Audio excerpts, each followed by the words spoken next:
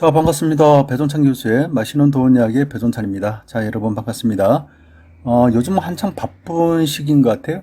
저 자신 자체가 바쁘게 움직이고 있다라고 말씀드릴 수 있을 것 같고요.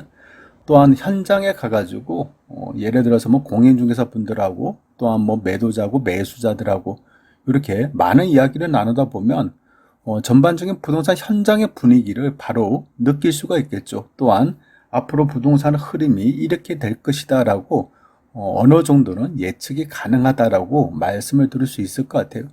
아무튼 요즘 들어서는요, 법인에 관련된 매도, 즉 물량들이 쏟아지고 있는 것 같아요. 아무튼 6.17 부동산 대책과 7.10 부동산 대책 계속해서 부동산 관련돼서 규제 정책들이 막 쏟아지고 있지 않습니까? 따라서 부동산의 매수 심리가 급격하게 하락하고 있는 것 같고요. 부동산 거래 또한 한여름인데요. 마치 한파가 느껴질 정도인 것 같아요. 좀 추워요. 그래요. 특히 눈여겨보셔야 될 것은요. 지금 현장의 분위기를 놓고 볼 때 부동산 1인 법인들의 매물이 증가되고 있다는 사실이 어떻게 보면 좀 놀라운 사실 같아요. 그래서 어떤 지역의 부동산 거래를 놓고 볼 때요. 8월 달에 매매 계약 체결한 물량 중에서 약 40%가량의 매도 물량이요. 부동산 법인 거라는 거죠. 이게 굉장히 좀 특이하다는 거예요. 그만큼 법인들이 이득은 고사하고요. 어떻게 보면 손해를 보더라도 지금 계속 부동산 시장에 매물로 던지고 있다는 얘기예요. 실제적으로 이러한 급매물을 또 매수하는 사람들도 있다라고 말씀을 드릴 수 있을 것 같고요. 어떤 법인 같은 경우에는요, 2019년 12월 달에 취득 금액 2억 4천만 원, 전세 가격 1억 8천만 원, 실제 투자 금액이 6천만 원 들어갔겠죠. 그런데 2억 4천을 사서 2억 3천만 원에 매도를 하고 있다는 얘기예요. 단순하게 계산을 한다면 취득 가격 2억 4천에 매도 가격 2억 3천이니까 8개월 사이에 1천만 원 손해보고 던졌다라고 이렇게 말씀을 드릴 수가 있겠죠. 하지만 부동산 법인 매도인들하고 이렇게 이야기를 나누다 보면요. 그게 아니라는 거예요. 막상 보면 매수 수수료가 96만 원 줬고요. 전세 수수료로 54만 원 줬고요. 등기 비용으로 약 320만 원 돈이 지급이 됐고요. 인테리어 비용으로 1,100만 원이 들어갔다는 얘기예요. 또한 여기 손해를 보고 팔더라도 매도 수수료가 또 붙지 않습니까? 92만 원 돈이 들어간다는 얘기예요. 그래서 총 합계 금액을 이제 손실된 금액 1,000만 원까지 다 포함된다면 무려 2,662만 원이라는 돈이 손해를 보고 판다는 거죠.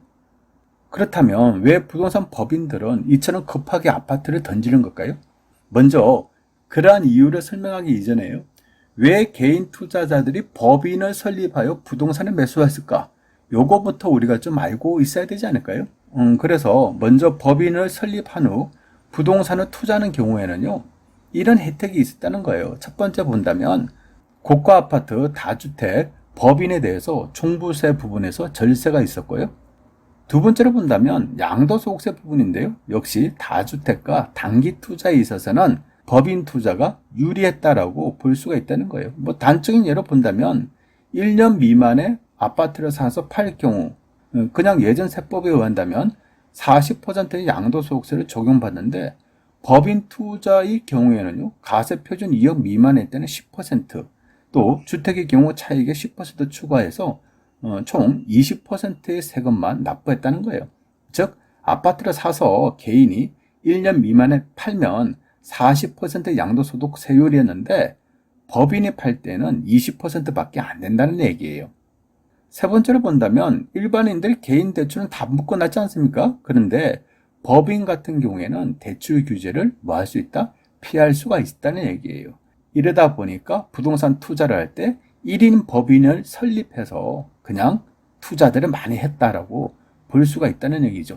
또 저 개인적인 생각으로는요. 이상하게 개인 명의로 즉 개인 이름으로 아파트를 취득하는 것보다 법인 명의로 부동산에 대해서 취득할 경우에는 왠지 모르게 좀 뭔가 다른 느낌이 들지 않습니까? 아마 일반 대중들도 이런 생각을 가졌을 거예요. 즉 개인 명의보다는 법인 명의로 할 경우에 왠지 모르게 투자 전문가가 된 듯한 그런 느낌이 되는 거예요. 왜냐? 법인으로 사는 거니까. 그리고요, 문제가 생기더라도 좀 뭐라고 할까요? 개인이 사가지고 문제가 생기면 개인이 무한 책임이지 않습니까?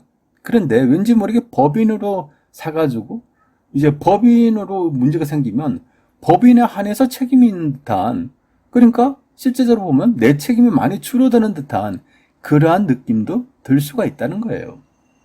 여기에다가 앞서 보셨지 않습니까? 종합부동산세 혜택, 양도소득세 혜택, 대출까지 쉬우니 부동산 투자 법인 설립이 대폭적으로 증가됐다라고 볼 수밖에 없겠죠. 따라서 매매업 같은 경우에는요, 2017년도에는 2만 3천 개였는데 2019년도에는 3만 3천 개로 대폭 늘어났고요. 법인의 매수 비중 전국적으로 놓고 본다면 2017년도에는 1%이고요. 2019년도에는 3%로 크게 증가될 수밖에 없다는 거죠. 그만큼 부동산 투자 법인의 수가 증가되었고요. 부동산 법인으로 주택, 아파트를 많이들 투자하였다라고 볼 수가 있다는 얘기예요. 부동산 현장에서 또한 부동산 실무에서 느끼는 차이점, 과거와 현재를 이렇게 좀 비교를 해드리면요. 과거에 법인 부동산 거래할 때는요, 예를 들어서 법인이 집주인이다. 그리고 법인이 부동산을 판다는 거예요. 그럴 경우에는 정장 차림의 직원이 사원증을 폐용을 해요. 그리고 대리나 가장, 부장 등의 명함을 제시를 하고요. 그리고 법인 인감증명서, 법인 등기부등본, 법인 통장들을 다 첨부가 돼가지고 보여주죠. 좀 왠지 모르게 회사 거구나, 법인 거구나라는 그런 느낌이 와 닿는다는 얘기예요. 정장 차림이라니까요, 기본적으로.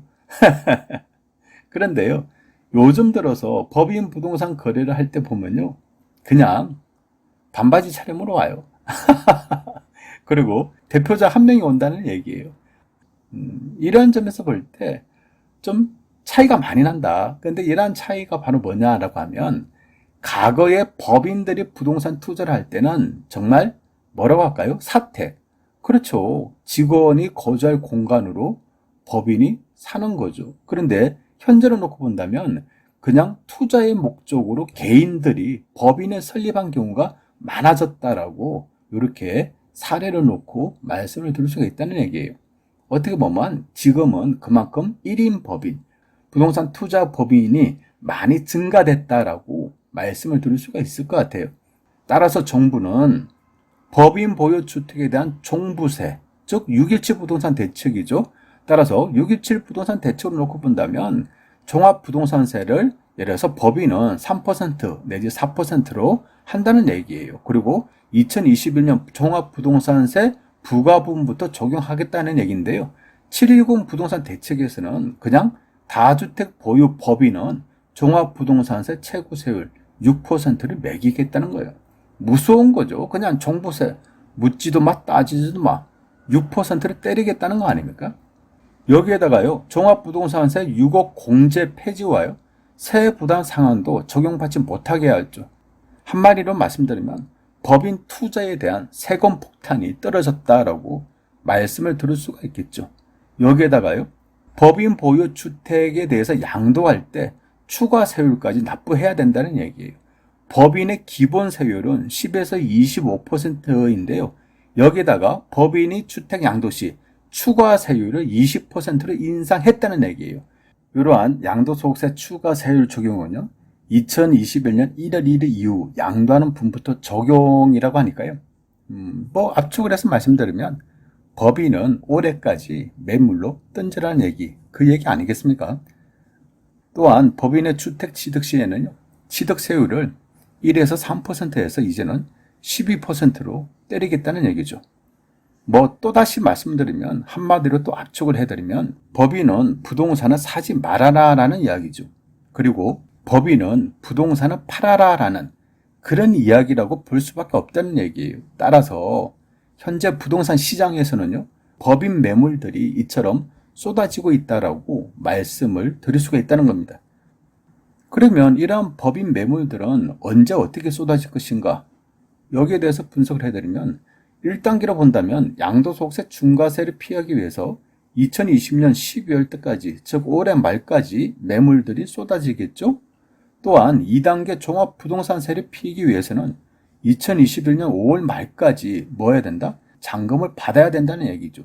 결국 이러한 문제들 때문에 2020년 8월 달 현재 법인의 매물이 이토록 많이 쏟아진다는 것은요, 강력한 법인 투자 규제에 기다리면 더 하락하겠다라는, 이렇게 생각하시는 법인들이 있다는 얘기겠죠. 그러니 그냥 빨리 팔고 나가자, 이러한 법인들이 많이 증가되었다라고 말씀을 드릴 수가 있다는 얘기예요. 이러한 의미에서 본다면 6.17 부동산 대책과 7.10 부동산 대책은요, 법인이 부동산 투자는 앞으로 안 된다는 얘기예요. 그리고 법인은 빨리 팔아라는 얘기, 그거밖에 뭐 할 얘기가 없다는 얘기입니다. 앞으로도 법인 매물은 좀 증가가 될 가능성이 많다라고 말씀을 들을 수가 있을 것 같아요. 그러나 또 한편으로 본다면요, 지금 급한 법인들 같은 경우는 지금 막 매도를 하는 거 아닙니까? 이러한 급하게 처분하는 이러한 법인들의 숫자가 가능 갈수록 줄어든다면 부동산의 가격 또한 어떻게 될까요? 그래요. 이상까지 배종찬 교수의 맛있는 도움 이야기였습니다. 감사합니다.